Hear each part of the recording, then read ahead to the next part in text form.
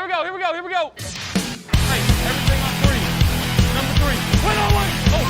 One on three. 1, 2, 3. I know the next step from that.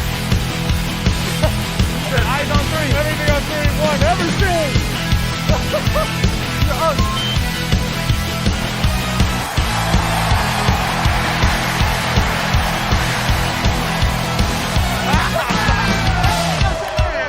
You are now listening to the Fantasy Football Bros Podcast. Welcome back, everybody, to the Fantasy Football Bros Podcast. It's your boy, All I do is win, win, win, no matter what. Chaz. And with me, as always, we have the man, the myth, the legend, Mr. Jay Coleman. Jay Coleman, what's up, dog? What's going on, guys? Jay, you look like you had a great night last night, but hang on, we'll get into it because we are joined with all the way from Nashville, Tennessee, the no nickname, no nonsense, It doesn't matter what your name is. Adam Van Houten. What's going on, guys? How's it going? What's going on? If you guys look in the she was there. Yep. I saw her. I saw her in the corner there. She's running around. She had her little ears in the corner there, but she is going somewhere else now. So, Jay, how was your night last night, buddy? Dog shit. Yeah, I think so before we get into it, I'm gonna we all need one of these, right, Adam? We all Little Corona. little Corona. So I'm Okay, trying Corona. I'm trying for you guys at home a drink I discovered on the TikTok, ready? So it's the Dr. Pepper. You remember the flaming Dr. Pepper shots, right, Adam? You ever Yeah. had those? So Yeah, I remember. Yeah, basically long time ago. turn your Corona into that. So let's see. I've got my Amaretto liquor, the good stuff. Amaretto. Yeah, you put it in Corona. I've done that before, actually. Before TikTok made it a thing. My God. Well, the shots you used to do it with 151, remember? And then You do 151 the Amaretto, and you light it on fire, and you down it back. After you blow out, of course. Do not do the shot while it's flaming. yo, I can't open this fucking bottle. This is a joke. We're not This gonna is be able- embarrassing. You should have been prepared. Hey, you should have opened it before. Yeah. I can't open this fucking bottle. Why can't I- Rookie over here. Oh my God. Okay, one more chance. Here we go. Here we go. If not, I got just the tool for it. Hang on. Here we go. I'm gonna put everything I have into this guy's at home. This is embarrassing. What the fuck? What? This is a twist top, right? Yeah, it's a twist top. God, this is embarrassing. Am I missing something? Is there- So old he can't even open up bottles anymore. Goodness. Here we go. Here we go. It's not happening. This is so embarrassing. I might have the tool. Jay, start by talking about how the crowd was yesterday. Well, hit the drop so we can talk about the Bills. Yeah. Oh, he's gone. God damn it. He missed opportunity there, Jay. This is why we need to run the show. Yeah, I know. We're It's ridiculous. We're 2 minutes into the show and he's got it all fucked up already. We can't talk about the Bills without the Bills drop, bro. Oh, I know. It's just impossible. It just doesn't make any sense. Like, we had this drop for a reason, and we don't even use it. And he walks away to get a tool because he can't open his liquor I bottle. still can't open this. Oh, this guy. I'm failing. I am not going to get. Why is this not fucking opening? Here we go. How about them Bills, baby? Let's go. Hey, let's Jay, how was your experience at the stadium? The opening ceremonies was pretty cool, and then it was basically all downhill from there. It was fucking a boring, miserable performance all around. A win is a win, right? Well, yeah, apparently, I guess. I mean, you just gotta accept that they won and move on, I guess, and not be critical of how bad they played. It was disgusting. Like, okay, so like, they made a big deal about those fucking wrist bracelets. Was that any cool? Yeah, it was pretty cool. I don't- They had them like I all. seen him once on TV. Did you see him at all on TV, Adam? No, I didn't see anything. Yeah, Yeah, they didn't so- show up once. So they had them all. I mean, synced there up. was barely anything happening on TV. I was hardly watching. Yeah, they had it all synced up for the pre-game like ceremony. So like different levels would be red, white, and blue at different times and everything. And then we found out come the fourth quarter when the Bills finally decided to score a touchdown, but they also went off when they scored a touchdown. Yeah. So That's funny. So what did you have to do? This is more exciting than the game. This is why I'm asking this question. Did you have to give them back? no, you got to keep them. Oh shit, that's pretty cool. Wow. Did it cost Yeah. any money or anything? No, on your way to your seats, they just gave you a light up wristband and you're good to go. So that was more exciting than the game, right? Oh, for sure. And more exciting. Is it more exciting than me trying to still open this fucking liquor bottle? This is not a twist top. Yeah, I mean, your performance right now is about the Bills' performance last night. This is not a twist Yeah, top. it was. Fucking. What else could it be? I don't know, but it's not a fucking twist top. I'm so confused right now. This is more exciting than talking about the Bills game. Chaz is gonna kinda have is, to actually. YouTube how Enjoyment. to open a bottle of amaretto. It's like not. I even got my little twist top thingy here, and it's not working. And I don't know, man. It might be like one of those things I have to like cut into this thing. But Adam, why don't you? While I get a knife, because I'm so excited. Give me your breakdown on the Bills' offensive performance. Oh man, I don't even know where to start. Actually, I do know where to start. It literally started from the first drive. It was a bad performance by the Bills. Josh Allen looked flustered. I want to say like he kind of had like this flustered look in his eye the entire game. I feel. And I don't think the Giants were doing anything crazy on defense that he just felt that way. I don't know. Just the way he was running around in the pocket, the way he was trying to extend the plays and not hitting wide open players, and again, as usual, and always trying to hit that deep play, which is really frustrating. Yeah, it was a tough week for the Bills. Defense played great. A couple runs by Saquon late in the game, but I mean they really held the Giants on offense. I mean, and Tyrod Taylor, he looked pretty good. He was hitting some deep balls and he was dropping them right into guys' bread baskets. And Yeah. See, we got lucky at the end of that game. We really did. We got lucky at the halftime. yeah. So That's true too. That was a miscommunication on Tyrod's part, probably that comes with not being in those situations often.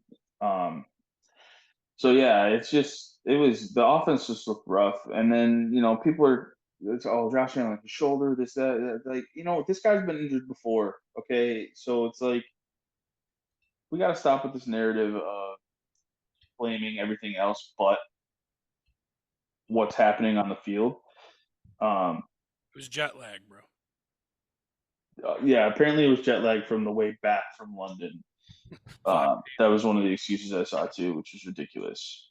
But yeah, I mean, defense looked good. Like I said, it's just they have to be better on offense because putting up 14 points against one of the worst teams in the league, yeah, so you're just not going to win games that way.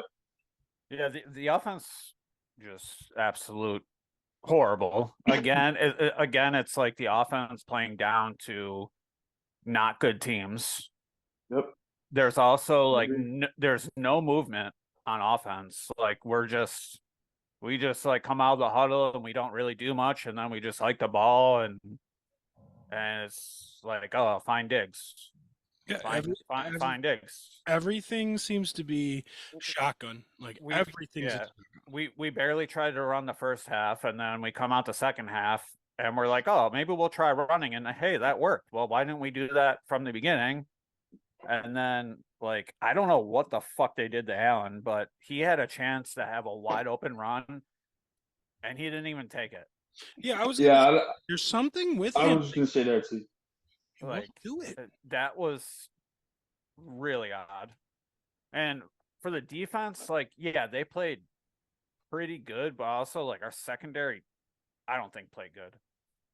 We let Tyrod. They gave up those. Yeah, they gave up the deep plays. And then it was weird to see Tyrod Taylor be able to hit those passes the way he did. But overall, I think they had a pretty good performance as a whole unit, not secondary, not defensive line, not linebackers, whatever.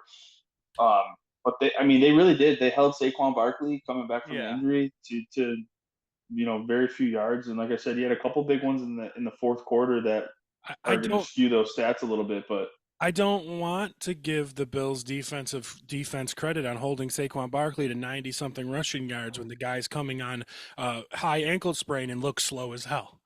I mean, he did look slow as hell. That's why he was ineffective, and then he still got 90 yards. So if that was a healthy Saquon Barkley, you could have marked him up for 155. So, like, I want, if I'm going to be honest about the Bills defense, it wasn't that great. The rush defense, a part of it at least.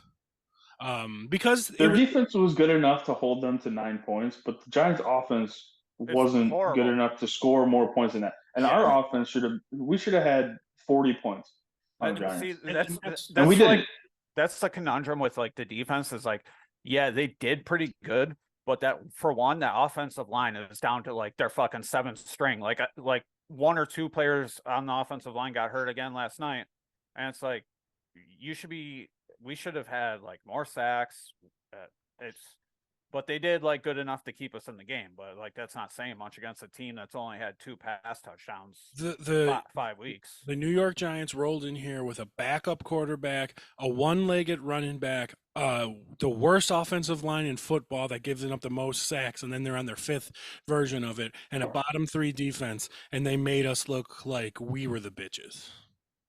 That's what happened. So before we're all going to give victory flowers to the Buffalo Bills on that, if we're just going to be real about it, that was awful.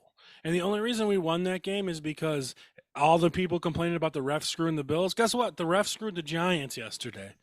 And that's the only reason we won that game. It went both ways because to start that game, there were numerous times that Diggs was blatantly like at least twice. One was like real like egregious. They like totally grabbed his arm and yanked him so he couldn't even make the one catch that was like down towards the one end zone, and they didn't fucking call it. So I mean they definitely gave some for both sides. So yeah, I'm just tired of excuses. They play like shit because why? Because of coaching, or maybe the players aren't as good as we all thought. That's a big part of it too. Well, they're not. What the fuck does he got for receiving? Yeah, the fact that in the first half he had 18 pass attempts and 12 of them were targeted at Diggs is absolutely absurd. And I know I used to like point that at Diggs and say he would cry if not, but like it's not maybe that. It's maybe because it's like, well, who else is he going to throw to? Dude, Dawson Knox ain't it. Remember when everybody was sad we drafted Kincaid because they thought Dawson Knox was a starting tight end in the NFL? And the guy is absolutely awful at catching the football, getting open, running routes, and he's okay at blocking. Remember when the Bills fans were so mad that we took Dalton Kincaid because Dawson Knox is good? Guess what, guys? It's over. There he is. There's Dawson Knox as a starting tight end in the NFL after this game. I know he's a cool guy. Good. Be a cool guy. You're not a starter tight end in the NFL. We actually really missed Dalton Kincaid in this game because Dalton Kincaid running routes over the middle. Sure, he might not catch a lot of passes. Oh, she's in the shot. I can't believe you're putting Dawson Knox in the fantasy graveyard before Gabe Davis. No, that was NFL graveyard. Like that was just like this guy Dawson Knox ain't it, and then yeah, Gabe Davis belongs in there too. I thought Gabe was actually already in the graveyard, but like I don't know. I don't know if we officially put him in the graveyard yet. No, because you guys thought that Gabe was going to bounce back this year, and I was the only one that said otherwise. Here's the problem with Gabe Davis. The last game, they throw at him, he makes a big catch, he fumbles the ball, and then Josh basically told him, or somebody basically said, "Yeah, fuck you, no more." Well, yeah, because he's trash anyway. So like that doesn't perpetuate. He finally catches a couple passes and we're like, oh, maybe we can trust this guy. And then he's like, no, I ain't gonna drop it this time. I'm just gonna fumble it. So I guess he did drop it. That's true. He decided to have a football play first, so it was a fumble. I'm so disgusted with this offense, and it's not as good as we thought. They're so boring. I'll explain to you 95% of James Cook's runs. Pistol formation, hike, running back draw up the middle. Pistol formation, hike, running back draw up the middle. The dude can't even line under center and let James Cook get ahead of steam. Like, this isn't on Josh Allen or James Cook. This is on what? the play calling. And there's people out there, Nate Geary of WGR, that always defends Ken Dorsey and say he's a top 5 play caller in the NFL. Yeah, okay, pal. Okay, Nate Geary and all of you. Yeah, I definitely disagree with that. Absolute for sure. garbage. They're running a college offense, and not even like a premier college offense. They're running like an Appalachian State fucking college offense, and it's absolute horrible and trash. And I really hope that they do trade for somebody. I hope they trade for somebody shitty. Like if they brought in big booty Jerry Jeudy, who we think is garbage, he's way more of an upgrade over. Guess what? Here, you want to talk about waste of money? I would rather the Bills take a fucking $4 million in a bag of dog shit and light it on fire in the front yard than fucking have Trent Sherfield on the roster. Because who the fuck is this guy? I haven't seen this guy make a play in 6 fucking games. Yet his big dumb face is on every fucking starting lineup when I have to watch it on television. And actually, I don't think it was this past week. I think it was Deontay Hardy. So, It was Hardy. where would you guys place this offense in the NFL prior to the season starting? Top 5? Yeah, and now Before the season, top Yeah. 5. I still think they're in So- the top 10, but they're definitely not top 5. So do you think I'll be they're shocked if they're do outside you, the do you top 10. think they're in the top 10 for pass and for rush, or just one of them? just pass. Just passing, yeah. There's no way we're in the top for rushing because we started hot and we just totally fell off the rushing bandwagon there. Do you think we're top 5? In passing? In Yeah. passing, no, not anymore. Maybe not anymore, but they got to be close. What you got for us? We're 7th in I was pass. gonna say they got to be close because Josh had some pretty big games, but he's also had some pretty mediocre games. Yeah. So, Yeah. Well, if you took away those like big games, we would definitely be out of the top 10. And we're currently 11th for rush offense. so that's actually better than Yeah. That's better than I thought too, especially because I mean, I have eyeballs. I watch the game. Like it's blatant that they have not rushed like they were in the beginning of the season. The first couple of games, they were running hard. James Cook he had holes. He was getting to the next level. Now he can barely get off the line of scrimmage, and it's just frustrating to see. Like I don't understand where it went from. Hey, we have a really good rushing attack right now. We're using all of our running backs, which is fantastic. Josh doesn't have to run as much. Then we're not using the running backs anymore the last couple games, and Josh is not running still. So it's like, what happened? I don't know what happened. Like last Frustrating night, to watch. we probably only like tried to run it like a couple times in the first half, and then we Yeah. were just like, fuck this. It's like, that. can we at least like try more than like twice before you just say, fuck that, and then we just go 3 and out in 3 seconds every fucking possession, And like just do something better. Like do something Yeah. better. Like I just don't understand this obsession with this pistol formation draw play. Like that's I don't all know. they did. And I get it. Like when Saquon was running down our throats for that couple drives, it was on the same play every time because the play was working. But guess what? The pistol draw play worked 5 games ago. Yeah. It hasn't worked since in that aspect. And to be quite honest, I am all for, and it's not a slam against Cook. I'm all for making Latavius Murray your starting running back. Let him be the hammer and start to wear down this team, and then Defenses, and then put Cook in later. Yeah. well, I think we kind of did that last night. I think we started with Murray for the first. Damian Harris first got possession. the first touch of the game, right? I think he was in the game. I think on it the was- first play. no, I think Or it was was. it? Or maybe it was Murray. It was. I Murray. think it was Murray for the first Okay. possession. It's so dumb, and it's so like they're just wrong. And I know, like me, Mr. Screaming Conservative, telling you to put in the bumbly running back. It's different though. Like a good bumbly running back works good with like a big armed quarterback, because if you're getting these linebackers to sneak up and stop the running back, then you got shit wide open over the middle. Except we don't have any over the middle options, especially with Kincaid out. So it's just disgusting. You know what this team sorely misses, and everyone's gonna hate on it. This team sorely misses a little bit younger Cole Beasley.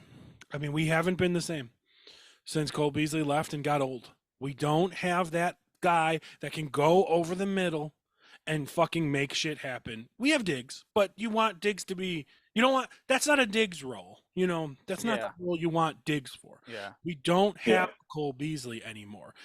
And we're hoping Kincaid to be that, but they're too goddamn conservative on rookies, so it's not going to be Kincaid. So if they go out there and trade for Judy, or they go out there and trade for the kid from Vegas, I just Renfro. I don't care. You don't have to bring in Devontae Adams. That'd be sweet if you brought in Adams, but like. At this point, I'll fucking take anything over the receiving core that we got. Who is Trent Sherfield, guys? Who the fuck is this guy? Jay, you've been to all the home games. Has he caught a pass? I think so. Like one or two. Who is this? Why is this? But you can say that for like all of like him. We don't use Shakir like ever. Like we use him like once a game. Fucking Deontay Hardy we don't use. Finally gets a pass catch and a gadget play and gets a touchdown. Then you don't see the guy again. Yep. They should be using him more, but no. And I know we're not supposed to say this because hey, a win's a win, but the Bills. I have Trent Sherfield stats right here. Finish your statement, Jay. Go ahead. The Bills of the last 2 weeks we're not even talking Super Bowl contention here. If we get these Bills all year, we ain't even going to be a playoff contention team. So, well, we're definitely not winning the division. Yeah. How many catches do you guys think Sherfield has right now? A win's a win. 7. I'm gonna be honest and not to like make waves. I'm gonna say 2. He's got 5. Okay. So close. And he didn't catch a pass yesterday. Awful. Who is this guy? Like where? Why? Oh, we signed him from Miami. Like what does that mean? But also, but he was no one in Miami. Right. I remember when they signed him, they were excited, and I was like, "What are the stats of Deontay Hardy and Shakir for the season too?" All the fucking same. Yeah, exactly. But you're going to throw 18 targets to Stephon Diggs every game. Oh, it's working. Is it? And to be honest, Gabe Davis probably isn't much higher. I mean, he's probably got like what? Gabe Davis has got as many touchdowns as Sherfield's got catches. Probably. I mean, just about. I think Gabe has 4 touchdowns this year. Just awful. Just they got to do something. A win is not a win. Yeah. And here's the sad part: we're all pissy about it, and then all the other people are going to be like, "Yeah, they're going to figure it out and be better." And you know what? Yeah, they are. They're going to figure it out. They're going to be better. And then guess what's going to happen after that? You guys want to see the Buffalo Bills? You guys here's a memory for all you fucking Bills fans out there. Cincinnati Bengals playoff game in Buffalo, New York, a home game in the playoffs. How'd your fucking wonderful, well-coached, culture, smiley, happy boys do against Cincinnati's bland, predictable offense? Absolutely awful. Absolutely terrible. Couldn't agree more. They've came into this season, and guess what? We're 4-1, and you know what we got on our, or 4-2. You know what we also got on our hands? 3 absolute stinkers. Ooh, big 2 wins against Vegas and Washington. Good job, Buffalo. You beat Vegas and Washington, and you had a really good win against Miami. Okay, how am I supposed to be impressed by this team? How am I supposed to be impressed by this team that bullied fucking Vegas? Big fucking deal. Big fucking deal. And bullied Washington. Absolute trash. Okay? Oh, so let's worship this team because they beat Miami once. And we lost to the fucking Jets. And almost to all backups against the Giants. So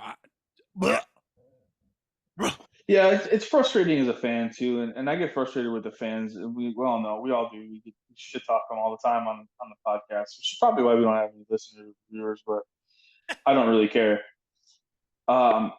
they're like Jay said, win is a win. Okay, but if you're using your eyes, like look at what they're producing on the field, and it is not good football. We struggled against the Jets week 1. We lost to a Zach Wilson led team because Aaron Rodgers got hurt 4 plays into the game. And good on the Jets too because they had a big win in Philly or against Philly, not in Philly. They were in New York. And we lost last week against the Jaguars.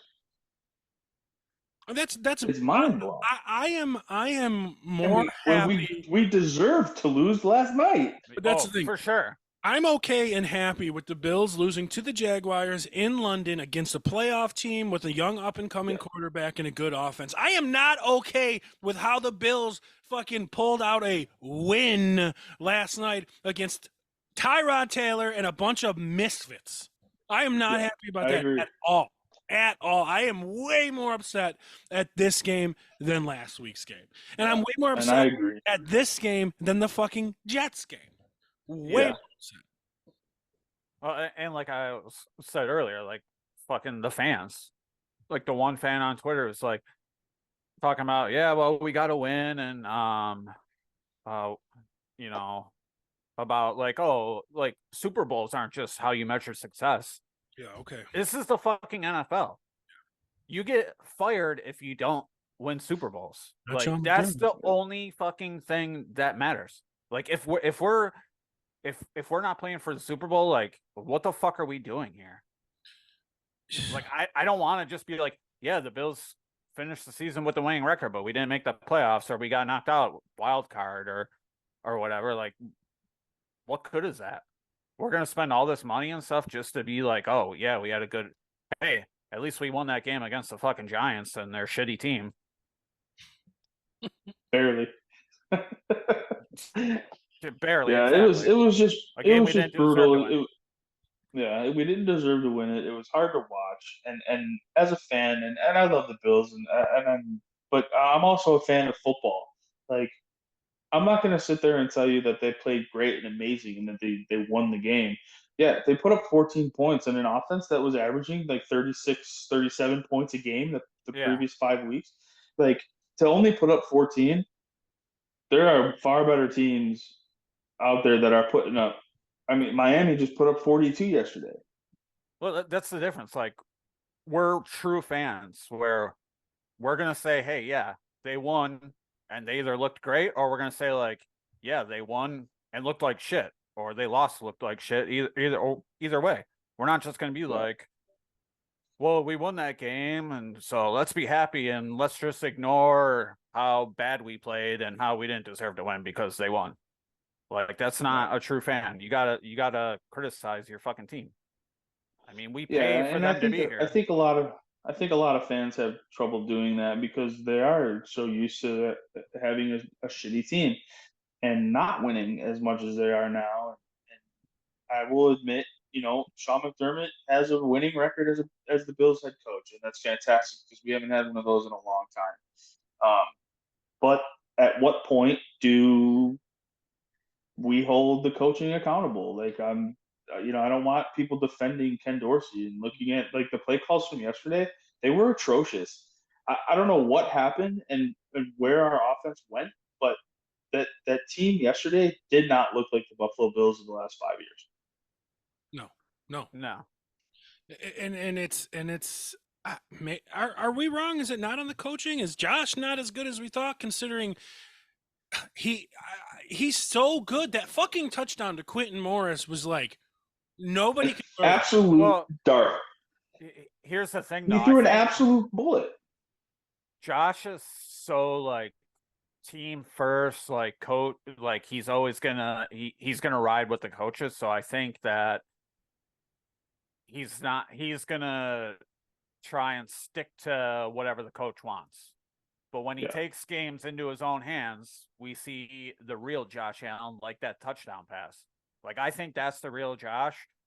We're just seeing him restrained, I guess is a lack of a better term. That's all I can come up with. Why put fucking handcuffs on Josh Allen. Well, I understand you want to keep him healthy. You want to keep him until he's 40 years old. He's only 26. He's got a better. I mean, the big comparison is always Cam Newton. Cam Newton fell apart when he was like 30 years old. Cam Newton was never as a polished passer as Josh Allen.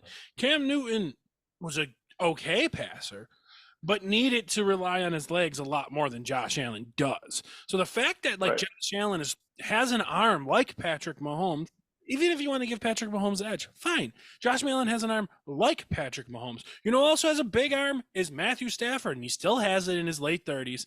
And Josh could be that guy and slow down. How about when he gets old and slows down then? How about you let the guy run now while he can, and then when he gets old and slows down, then you make him be a fucking pocket passer. Especially when he has wide open fucking lane to run. I have a feeling like they're gonna fine him or something internally if he runs, and that's not. I haven't heard that anyway. But look at him. Look at the way he like steps up and is like, nah, bruh. Yeah. He's always like that. He's like, oh, there's a lane. Nah, bruh. I can't Well- take that. Well, so that's like, so we seen the real Josh Allen with that touchdown pass. We seen the not real Josh Allen with that run. Then you see the real Josh Allen again when Spencer Brown got decked and Josh Allen came out of nowhere and lowered his shoulder. And now he's got a shoulder injury. Yeah. Listen to this. Listen to these stats for the game. Okay. This is our receiving core. This is for me. This is a pretty big deal. To having all these weapons that everybody claims that we have in this net. Stephon Diggs had 10 receptions. Okay. The next, let's see, there was 6 players that caught a pass in the game. Gabe Davis and Dawson Knox each had 3. That was the next reception totals for the guys on the team. Quentin Morris, Khalil Shakir, and Deontay Hardy all had 1. Oh, it's awful. And like, he's making it work just like Patrick Mahomes is making it work. They both have one elite weapon. They're both winning ugly games. One of them's going to need to make a move. But to be fair, unless you're Miami, thankfully we crushed Miami. But to be fair, the Bills look like shit. The Chiefs look like shit. The Bengals look like shit. I mean, the Chargers are what, 1-4, 1-3? So like, unless Miami runs away with this, which I don't think they're gonna, we're not out of it.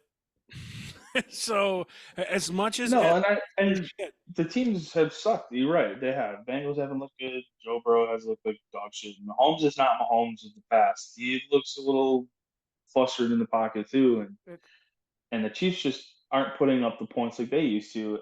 And these teams are beatable, but we have to be able to get to fucking playoffs before we even think about it. And like, our biggest thing is our takeaway from the Bills is, we lost in 13 seconds to the Chiefs. Okay, well, we're gonna lose in a lot more than 13 seconds if we keep playing like this. Like, teams are gonna just dominate us in entire games if we can't put points up on the board. Like, forget 13 seconds; it's over and done with. It was 2-3 years ago now. Yeah. We're on to this season. Like, let's get it together here. Let's let Josh Allen do his thing and not be conservative with our superstar quarterback. We invested a lot of money in, and just let him go. And like Jeff said, I completely agree. He's 26 years old, man. Like, if he wants to become a pocket passer at 30, fine. But right now, while he's as strong as he's ever going to be, let him go. Yeah. The concerning part to me is that the Miami offense is soaring, firing on all cylinders, putting up massive numbers. The Bills are going the opposite way. We're trajectorying down instead of up. So I mean, and things will change, and that's fine. Yeah, I mean, we got to figure it out. I don't expect games like this every single week. I don't. And moving forward, I think we'll be okay. But it's yesterday's game. I'm looking at it going, there's no way that anybody in their right mind thinks that they deserve this. Well, no. I would like to say you're welcome to everybody at home. If you listened to me and you took my advice to take the Giants.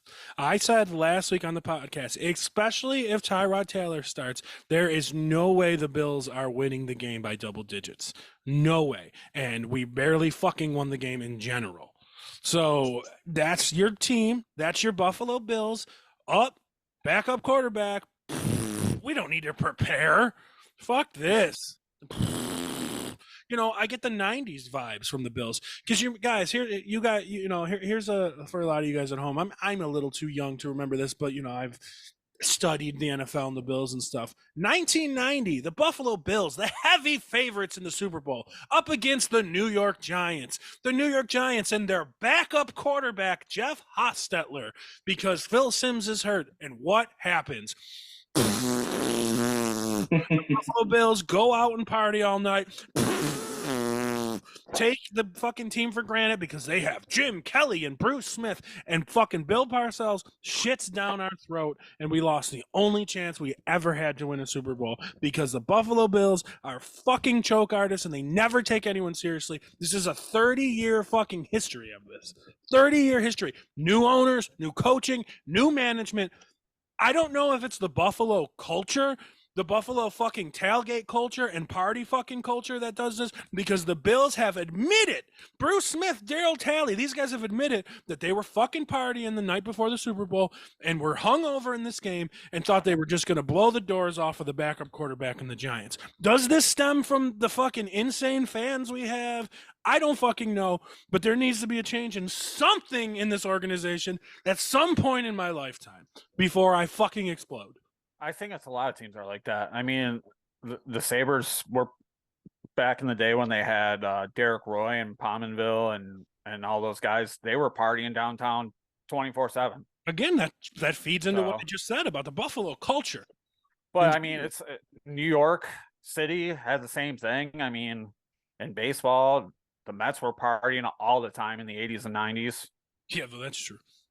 So that is very true.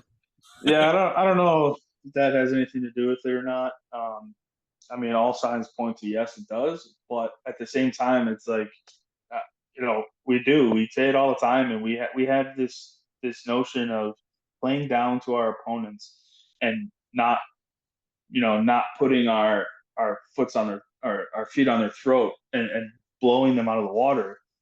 Yeah. And not saying that we would have done that anyway to the Giants, especially the way that we looked on offense, because it was bad. Well, to be fair, I don't think we would have. I don't think we could have blew them out anyway.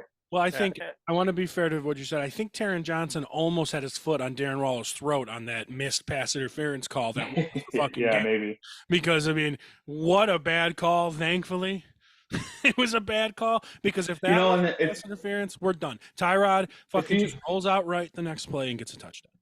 If you saw the last play too, is I'm happy that the refs let him play football, because Taron Johnson had a hold of his shoulder and Darren Waller had Taron Johnson's face mask with his other hand. Yep. So I'm glad that they didn't call it, because then it would have just been offsetting penalties and another play, and to be honest with you, they probably scored the next time. So I'm glad there was no penalty, and we scraped by on the win. All right, can we be done with this? I'm done. I'm done with the Bills now. It was a terrible game. On to the next one. Okay. All right. Well, we'll see what happens next week.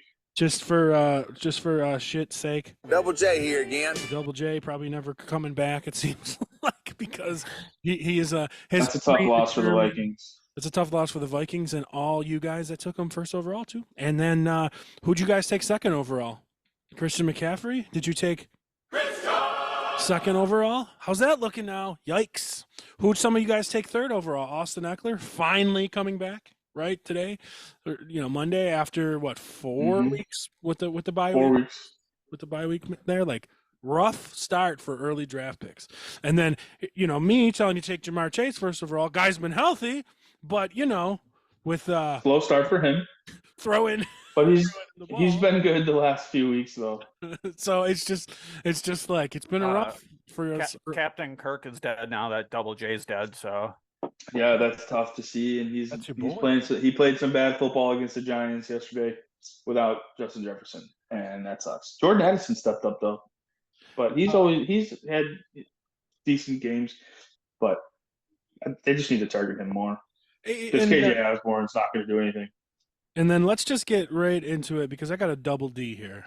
Instead of swing, Xavier goes down the middle, slam dunk. get dunked on, bro. So I got a double dunk here, and one of them is a quick one. Well, they'll both be kind of quick. I'm going to dunk just for a little bit, even though he's been playing good on Brock Purdy because he was awful. He was bad. absolute dog shit, Jay. I know you like him. I don't know if you watched the game, but he looked like Nathan Peterman out there. It's like, all of a sudden, his first bad game starting since like last year, and Chaz is going to bring it up. All of a sudden, you don't have Christian McCaffrey and Deebo Samuel, and you're back down to earth. Now, here's the excuses for Brock Purdy. Well, he didn't have Christian McCaffrey and Deebo Samuel. Well, he still had Brandon Ayuk and George Kittle, right? So, like, it's not like he was out there with dog water. So, yeah, and Kittle didn't do anything. He caught one pass for like 10 yards. That's what I'm saying. So it's like, whatever. He's been playing good, but he had his first bad game. Good. I'm so happy Brock Purdy lost his first fucking game. Thank the fucking heavens that Brock Purdy lost his first fucking game. So now he could just go out and be a quarterback. You know what I mean? He could go out and play, maybe be good, maybe be bad. He doesn't have this fucking like, I'm undefeated over his head now. It's just like, I'm so sick of the media, but he looked awful. And I was like, and then I was going to dunk on Jalen Hurts a little bit, but he still played really good. I just can't believe they lost that game. Jalen Hurts played well. And I cannot believe the Jets won that game. Like, that was wild to me. 2 major upsets. So those are my dunks. But the real dunk was like, and another one that's going to piss off Jay, or it might make Jay laugh. Logan Thomas. Fuck you, Logan Thomas. Yeah, like, bro, fuck you. Fuck you. Bro, Logan Thomas, you come off of a 9 fucking reception game last week, and you get 1 for 6 yards, man. Yeah, that was right. Go back where you belong. Take that old quarterback behind the shed, please.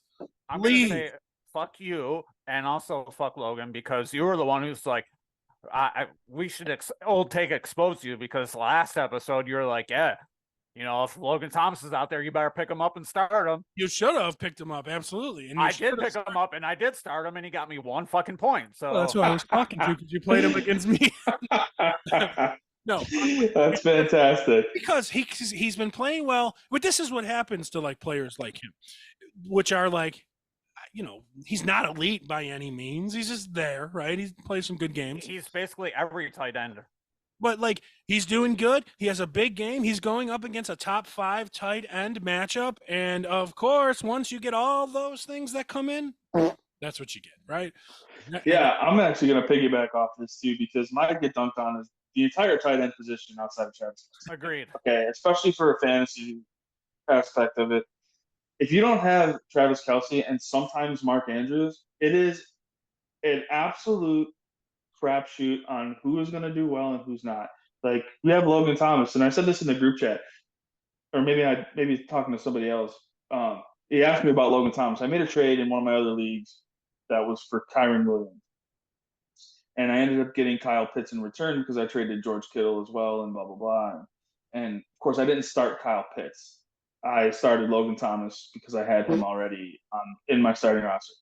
But my reasoning was he had multiple touchdowns during the last, 3 games? I think he scored a touchdown in each game. And he was, and like you said, 9 reception game last week. And he had massive points. But it is just you're never going to get that every week from consistent tight ends unless you're Travis Kelce and literally the focal point of the offense. And sometimes Mark Andrews, depending on how Lamar decides he wants to play football that day, and if he's going to throw to him or not, the tight end position, in my opinion, like, I am done with it. I hate it. It sucks. It is so hard. It forces you to take Kelce so early, because if you don't get him, and I'll even say Andrews, if you can get him in like the 3rd round. No, don't even say. But you can't. If you don't get Kelce in the 1st round, you don't get him, and then that's it. That's your tight end position is just completely shot for the entire season. Well, that's why I was always high on building about taking Travis Kelce in the 1st or 2nd round, because if you take Travis Kelce in the 1st round, then you're going to be weak at running back or a receiver or something. But you should be good enough to replace a wide receiver 2 with somebody. You know, if you took Travis Kelce and then you picked up Puka Nacua, you're set. You're golden. But no, you're going to sit there and you're going to take somebody else there in the 1st round. You're going to take A.J. Brown, which is fine. A.J. Brown's been fine. Travis Kelce's been fine. But now you're starting Logan Thomas. No, you need to take Travis Kelce, or you outsmarted everybody, and you took Mark Andrews at the second round or the third round instead of taking somebody much better. And Mark Andrews isn't much better than Zach Ertz this year. So when we joke around and say it's Kelce or bust, we fucking mean it. It's not Kelce or bust, maybe Andrews, Adam. It's Kelce or bust, because you took whoever took Mark Andrews instead of Keenan Allen. How stupid do you feel now? If you took Mark Andrews instead of Keenan Allen, how dumb do you feel? If you took Mark Andrews instead of another third round receiver, I don't know, Devontae Smith. He's not great, but way better than what Mark Andrews is doing. But you had to take him there because he's so great. No, he's not good. It's Travis Kelce or bust.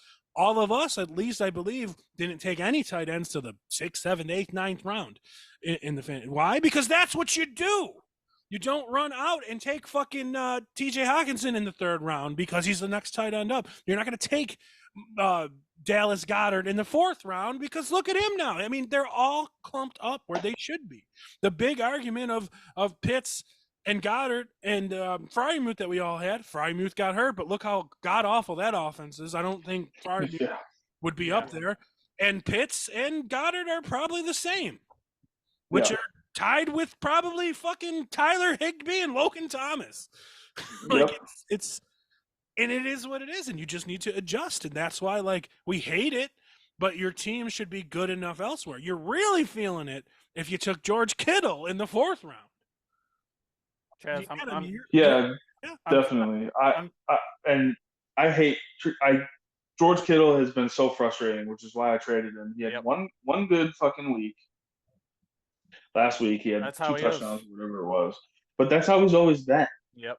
When they had Jimmy G is I don't even know what to say, but exactly. That's about all. But he used George Kittle a lot more than and than Brock Purdy does. I'm not saying Brock Purdy's bad because he did have a bad game last week against the Browns after they just absolutely killed the Cowboys last week. But just that the whole tight end position is just shit. It sucks if you don't have Kelce, and Kelce's up there in age. So how long are we going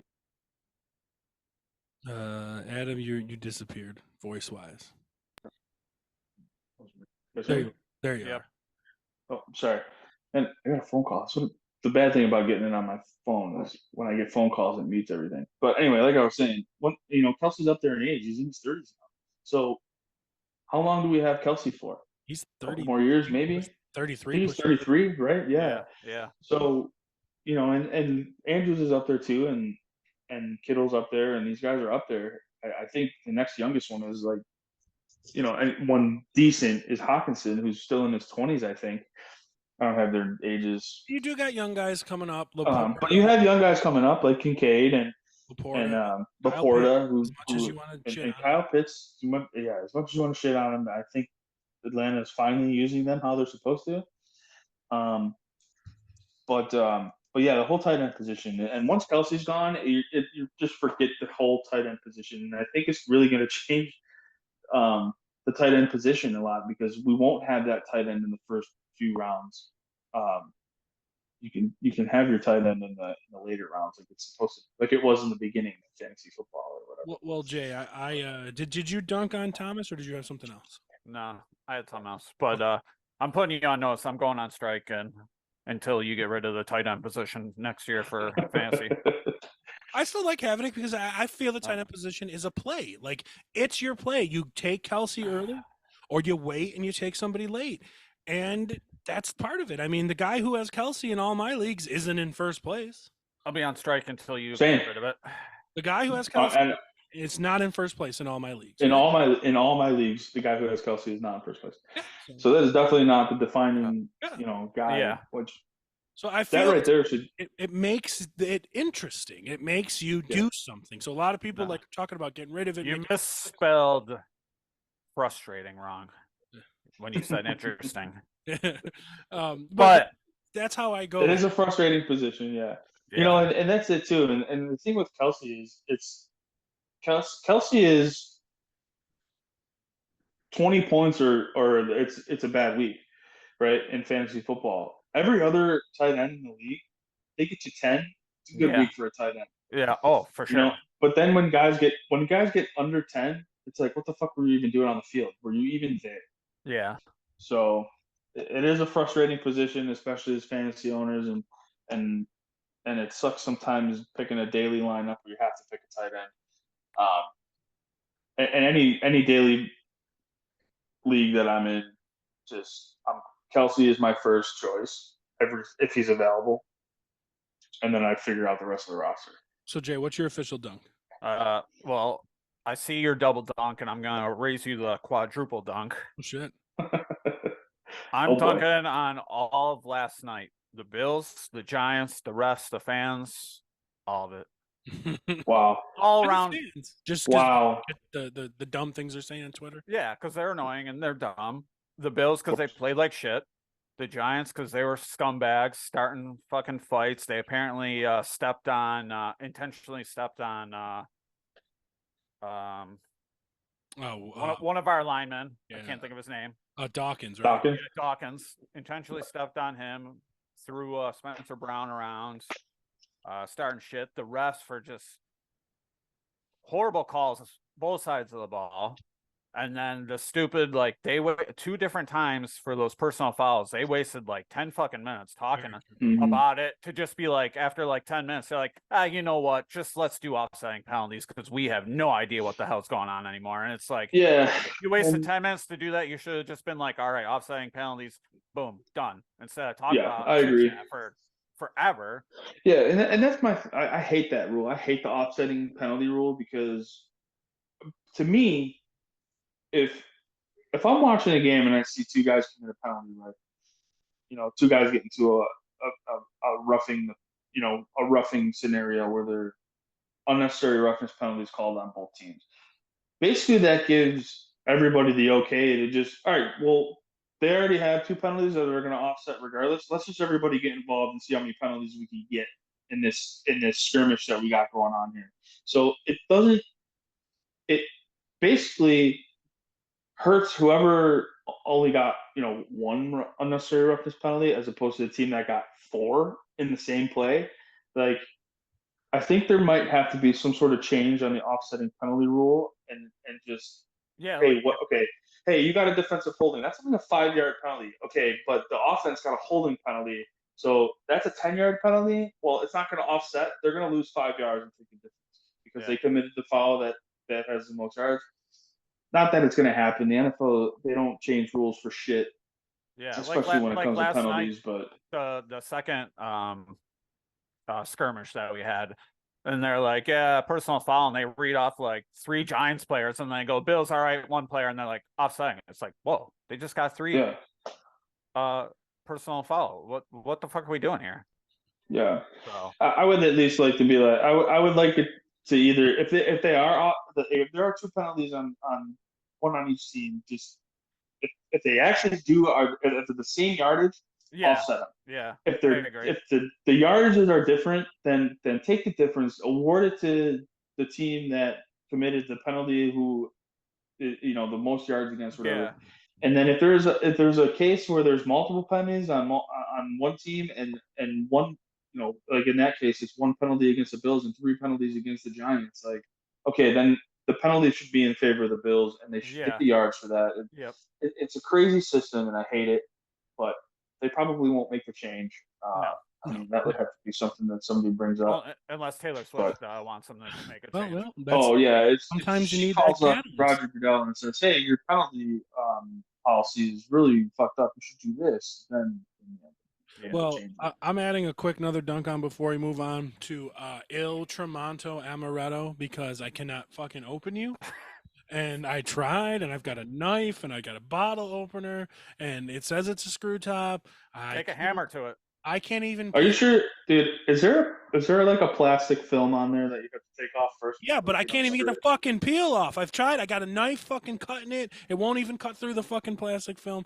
I think I just need to get like a big pair of pliers and say, fuck it, Stefon Diggs is down there somewhere, and try to get it off.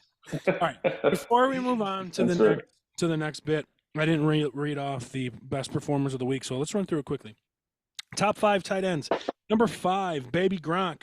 Michael Mayer, 12.5. Jonnu Smith, 13.6. Kyle Pitts, 14.3. Dalton Schultz, 16.1. And, of course, Travis Kelce, 21.4. Do we look out for Michael Mayer? Probably not. Just move on. Wide receivers. Drake London, 21.5. So let me just throw that out there. That is 3 pass catchers in Atlanta that I named off that are in the top 5 of their positions with Jonnu Smith, Kyle Pitts, and Drake London. So that passing game might be coming together. Drake London, 21.5. Cooper Kupp, 27.8. More than Adam Thielen, of course. All of a sudden, 28.5. My guy. Tyreek Hill, 30.3. Our guy, Jay. And Amon-Ra St. Brown, 30.4, your number 1 receiver. Your number 1 running backs, all because of one run.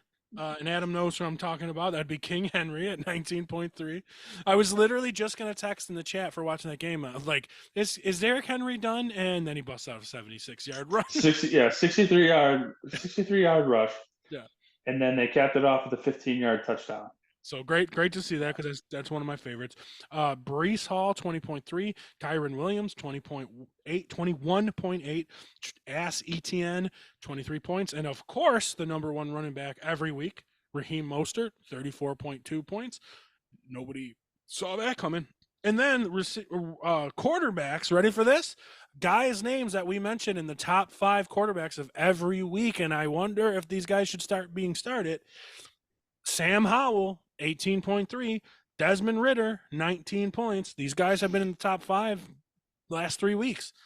Jared Goff, 22.4. Same amount that he had as Tua, and just underneath Jalen Hurts at 22.9. So we don't have to spend a lot of time on it. Are we considering Howell and Ridder to be starting quarterbacks in fantasy football? I mean, that's like 3 out of 5 weeks they've been top 5. Howell for sure, I think, earned his way into the starting. He's throwing for multiple touchdowns every game. And by the way, if you guys need a wide receiver in a flex, go get Curtis Samuel. That guy scores touchdowns on a weekly basis. Like I know you picked him up in one of my leagues, and of course I didn't start him because I have other receivers over him. But I have him on my roster, and it's literally wasting on my bench. I might be able to get a low end running back for him. And I know there's a hatred with you and Ridder, and he's not great, but I mean, he's been in the top 5 a couple weeks. He's got 3 receiving options in the top 5 of each positions. I mean, guys, I think he actually led the week in passing yards. I mean, he had like 300. Teams that play from behind have to throw. So, I mean, he's definitely worth a start. I'll admit it. And I have no problem because I use my eyes. He's not a. If you have a better quarterback, obviously you're going to start him. But if you're in a buy-in for a bye week, pick him up. I'll tell you right now, I mean, this game hasn't started yet, but I have Dak Prescott, and I'm considering starting Desmond Ridder. Last week we said the whole Cowboys are in the graveyard. They're in the fantasy graveyard. It's too late for anybody now, but there's no more of a Cowboys game than this week. Cowboys are going to – I'm calling it out. Cowboys are going to tear up the Chargers because this is what the Cowboys do. They just shit on themselves for 2 weeks. Shit the bed, and now they're going to blow out the Chargers. Come out strong. And the Chargers. I am hoping so because I am down by 40 points in the Fantasy Football Bros League, and I have Dak, I have CeeDee Lamb, and I have Jake Ferguson going tonight. I'm projected to win, but holy shit! As much as you hate the Cowboys, you're rolling out 3 Cowboys. I have no choice. Deshaun Watson was out. I don't have another tight end. I hope CeeDee Lamb breaks his leg on the first play. Jay is up against me with CeeDee. Jay's up against me with CeeDee Lamb. That's nice. I don't want to count out. I don't want to count out Keenan Allen or Justin Herbert to be in the top 5 this week. But they are playing a very tough defense. But my concern about Dallas' defense this week is that Brock Purdy just tore him up last week. Right. Okay. And we saw what he did this week against Cleveland's defense, who looked really good. But it was bad conditions. This week they're in a dome. There should be no weather conditions whatsoever affecting this game. We'll see what happens. Well, let's move on since hang on. Go on. Before we get there, shout out to all the Chaz and all the other haters that put Adam Thielen in the graveyard, but our guy Adam, is just he's our guy, man. He's stacking. And actually, roll the victory lap. And I'm going to start it off For a victory lap. because my victory lap goes out to all the guys that picked up Adam Thielen off free agency and starting week to week. And my guy and Jay's guy, Adam Thielen, still getting it done. He's Chaz said he leading. was dead. I did. He's scoring touchdowns. He's getting 10 receptions a game. This guy is going nuts. He's 25. And I love to see it. I love Adam Thielen. I picked him up in one of my leagues. A buddy of mine, and we always go back and forth on trading Adam Thielen to each other. So one of us always has him. Well, guess what? I ain't trading him this year. He is staying with me. Adam Thielen, my victory lap goes out to you, man. The old guy getting it done. Fair.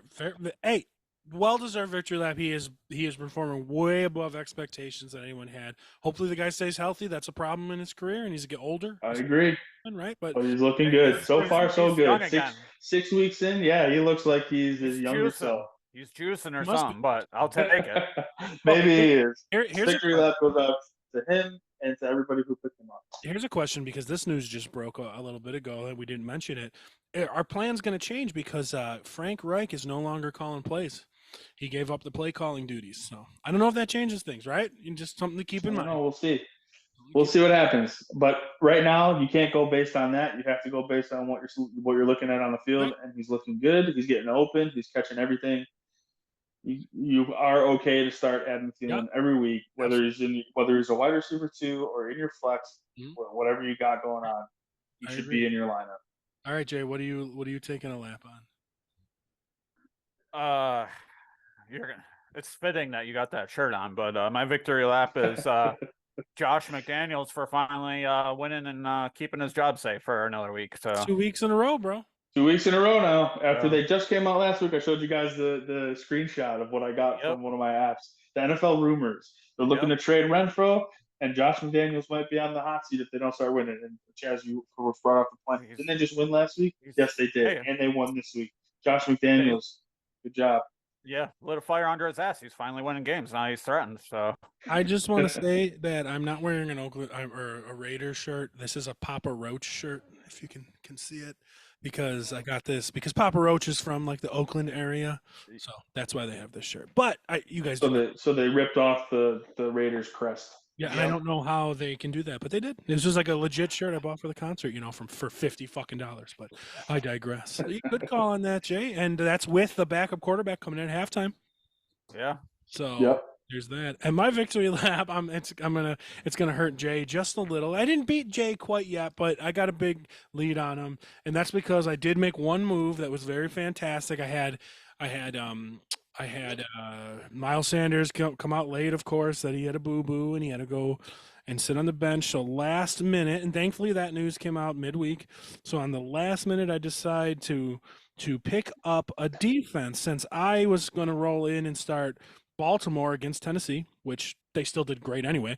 I decided to pick up the Chiefs against Denver, and they got me a total of 14 points, which is double their projection. And 14 points for a standard scoring defense is fantastic, and that is leading to my projection to beat Jay 87 to 13 percentage points right now. So that's my little victory lap. It was a nice, smart move. To be fair, my kicker had more points than your starting QB, your number one wide receiver, and your tight end. And you drafted that kicker in the 7th round, right, Donnie? Oh no, you did not. No. Wow, people that draft Justin Tucker, man. Has anybody ever won a league that had Justin Tucker and took him first? Probably never. I would say that's my guess. No, I don't. Probably not. I don't think so. The one league I won last year, I rotated my kicker every week until I found one that didn't have a bye week, and I just kept him. Yeah, that's all you got to do. I beat you last week, but I would have rather won against you this week in the main league than the Fantasy Football Bros. And why is that, folks? Because there's more money on the line in the main league. That's the only reason. Well, I'm also undefeated in that league. Yeah, I only lost one in the Fantasy Football Bros, and I'm currently the number one team in Fantasy Football Bros. But well, you ran into a joke. Where am I, Jay? Am I in 7th or something? I think I'm 3-2. No, I think you're 11, buddy. I might be. Actually, you're that's 11. true. You're 11. You're 11. What do I? Am I 2 and 3 or 3 and 2? You're 2 2 and 3. You're in 2 and 3. Thought I But was 3 and to 2. be My other league, fair, I'm 3 and 2. to be fair, teams 2 to teams 11 are 3 to 2 and 2 to 3. So I mean, it is just a weird And clusterfuck. In the main league, I am down. Like I said earlier, I'm down 40 points this week to the Kelsey advantage. I don't know who that So is. just to throw it out in the Fantasy Football Bros League, Jay is in first place with 621 points at 4-1. Dave is 1-4, and he has 7 more points than Jay, or 5 more points than Jay in general. It just happens, right? yeah. It is what it is. So Yeah, Dave's having a rough go. anybody's not. I'm second place in the main league too, so you know. So let's get into the final. Oh man, what? I'm so high right now. I have no idea what's going on. And this is definitely easy for me. It might be easy for all Same. of us. It's Tyrod Taylor for me. Yep, I have it as well. Tyrod Taylor's clock management at halftime was just god awful. And Yeah. It was Yeah, just that was mine. fucking embarrassing. for It was those so of you bad. that don't And know, he go ahead, tell him what happened. Yeah, for those of you who don't know, they're running, they're on the 1 yard line. They've got enough time for one passing play, maybe 3 because there's 14 seconds left. 14 seconds on 14. the clock. They have enough time, and it's So- first and goal from like the 2 yard line, Yep. So they or call the a 3 yard play, line. and then he audibles to a run play, and Quan gets bottled up, and they don't get the ball up in time to spike, so they get 0 points. And Brian Daboll looked like he was ready to put him in a coquina clutch and take him out. Yeah, You gave me yeah, but that is just. Go ahead, Jay. Sorry. you gave me PTSD with this because I kind of forgot until now. But what was more upsetting than just horrible clock management was the way our defense celebrated that coming off the field. Right. Hoyer ran off the field like we had won the goddamn Super Bowl, all because Tyrod fucked up. And that's how soft this team has become, that they're celebrating the offense. Minor victories like stopping making- Saquon Barkley at the 1.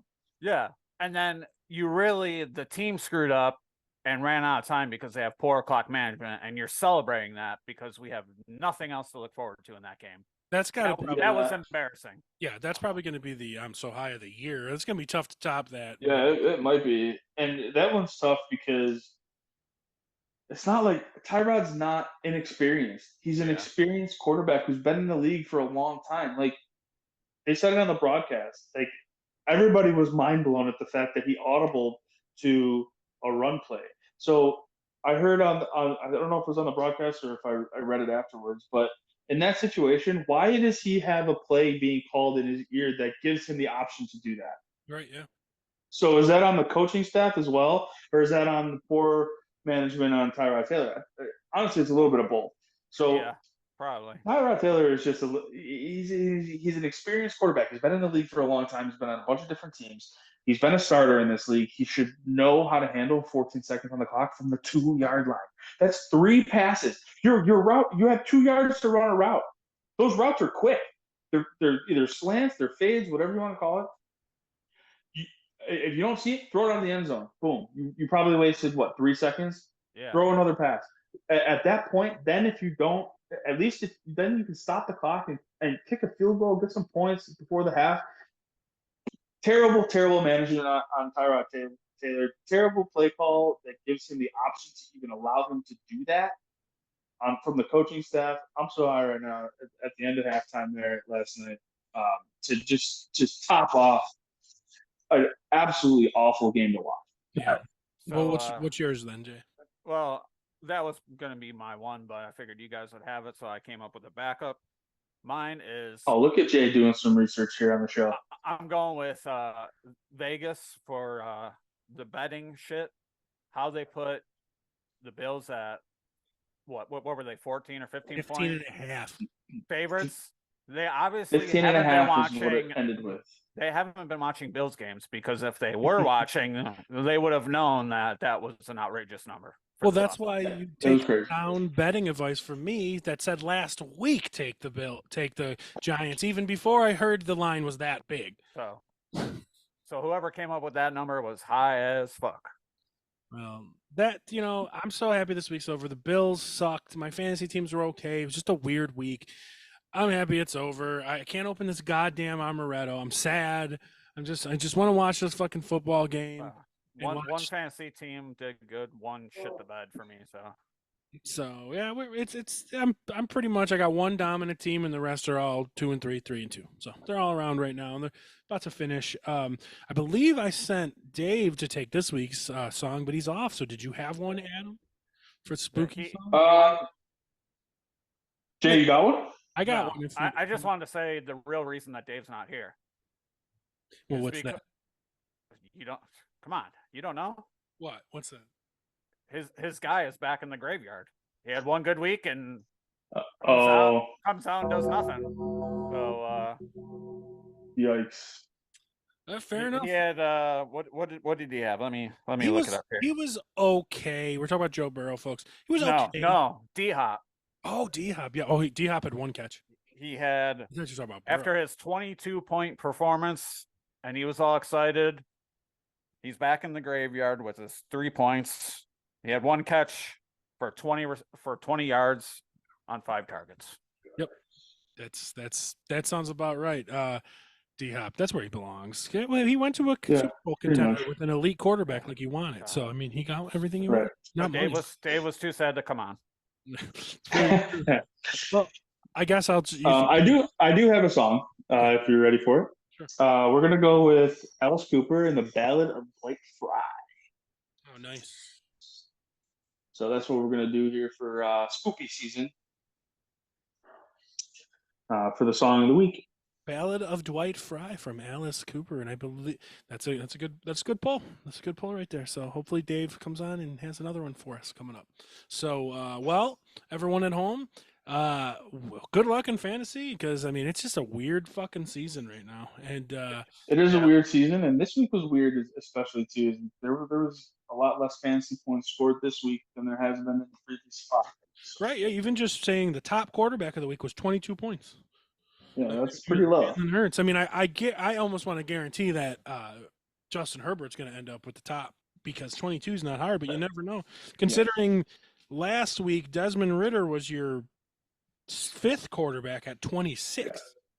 So like last week's 5th quarterback higher than really low scoring this week. So yeah, I mean, I'm not even going to break 100 in one of my leagues for the first time all year. So it's weird. Well, most likely, Keenan Allen goes off for like 35 points, which I'm okay with that. I have him in my league. Same. I'm 5-0 in this league, and I'm up by like 40 points. My opponent's got Dallas's defense and their kicker to go. Oh, you're fine. So we and I have Keenan Allen tonight, so I'm definitely safe there. All right, everybody. Well, thank you for checking out the pod. Your song of the week is The Ballad of Dwight Fry from Alice Cooper. Dave, thank you for avoiding the important discussion about DeAndre Hopkins. Maybe you'll be here to see For Whom the Bell Tolls next week. But until then, we'll see you guys next time. Peace. See you guys. Later, guys. You are now listening to the Fantasy Football Bros Podcast.